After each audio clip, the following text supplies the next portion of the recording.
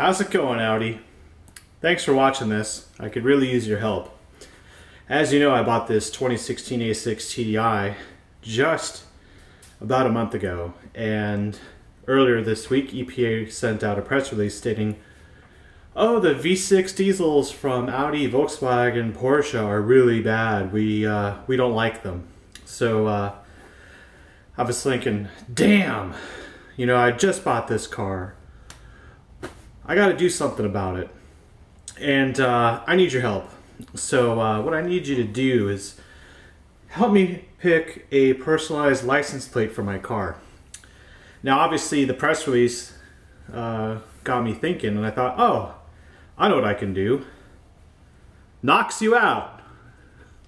I like that one. I think it's kind of clever.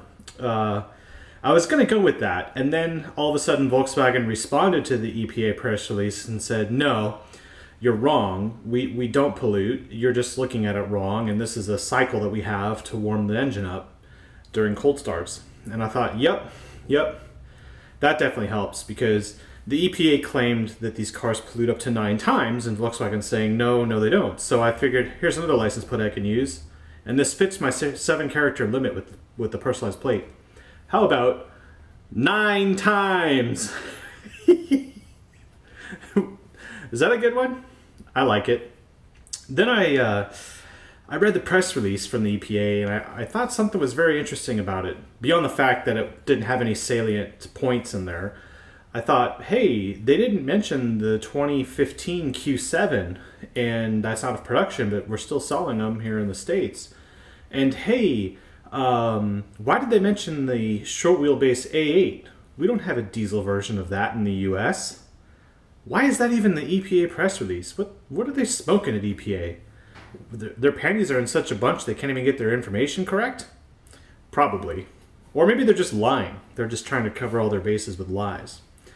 Well, I figured, hey, this might be a good one. EPA lies! That might be a good one. I don't know. Anyway, really, I think, you know, thinking about the comments that Cynthia Giles made, I mean, she commented herself in her own press release. Kind of desperate, if you ask me. If I take the EPA lies plate and kind of switch the letters around, I do get, I please. That's just about as ambiguous as the press release. And it might be Cynthia Giles' license plate already. Cindy, do you have this on your Nissan Leaf? I bet you do. I bet it looks good when you roll into the White House. Anyway, getting past all this, I do want to talk about the fact that I have no regrets. I do not lament buying an A6 TDI. I in fact feel like I got very lucky, because this is probably one of 200 in the country that has been certified and is able to be driven around on the roads legally. And if you look at the EPA website, there are only 200, and it says one car doesn't pollute that much. Many cars pollute. But if you think about it, how many is many? Like, why is the EPA being very obtuse about this information? Why don't I get specific information? Is it because they really don't know themselves? It's probably true.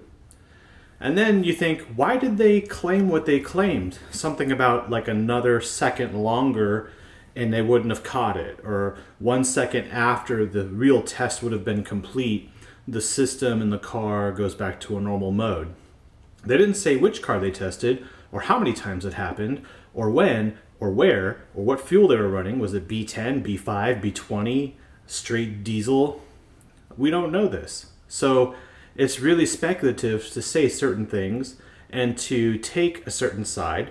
And I'm trying to give this from an unbiased point of view, but obviously I am in the game here. And, well, let's figure this one out.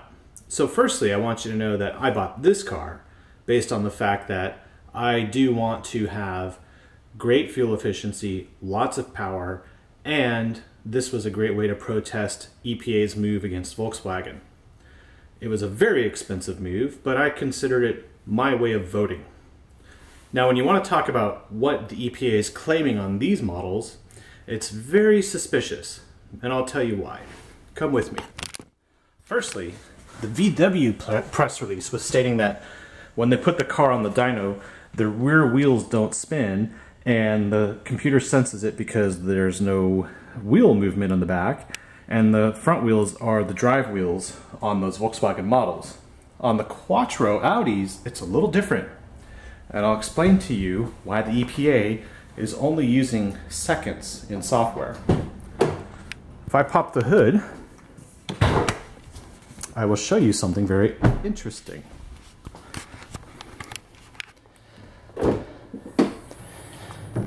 There it is, the V6 TDI engine. And like most Audis, it has a very special sticker. And that sticker is right there. And can you read that sticker? Probably not. What does it say? I'll read it for you. This vehicle is equipped with a permanent all-wheel drive system and is exempt from IM testing on two-wheel drive dynamometers. Okay, that is the sticker which says that this car is exempt from testing on dynamometers that aren't four-wheel drive. Gee, EPA, now I know why you look so desperate. Anyway, I'm gonna get back to finishing my coffee, but I just wanted to give a video for my viewers, for my subscribers, and to Audi. Thank you for a great car. This is a great machine. I wish everybody could afford one. I wish everybody could be able to purchase one. I wish everybody could be able to understand why this is a very important car. And cars like this are very important to have in this country. What I will touch on is I've lived in many parts of the country. I've experienced many different emergencies across the country, from brush fires and earthquakes to tropical storms and ice storms. And all I know is that in those situations, sometimes you have to hunker down, sometimes you got to get out. And if you have a Leaf or a Tesla or an i3, you're not going to get very far. With a diesel, you can go probably 3 states across, depending on which side of the country you're on, before even having to stop. You can get out of the harm's way of a tropical storm. You can get out of the way of an ice storm. Earthquakes don't require that much driving, and maybe fires do, but you can definitely get a full tank and go 700 miles in this car easily. You can't do that in a Leaf. And that brings me to another point. If you live in a place like Austin, Texas, such as here, and you need to get to Dallas, how are you going to do that in a Leaf or an i3? You really can't. Which means your offsetting of this whole pollution thing is bullshit, because to get to Dallas, you need a second car or you need to get on a plane. And how is a commercial jet cleaner than this? How is a train or a bus cleaner than this? I'd like to know. Why did you buy a Leaf?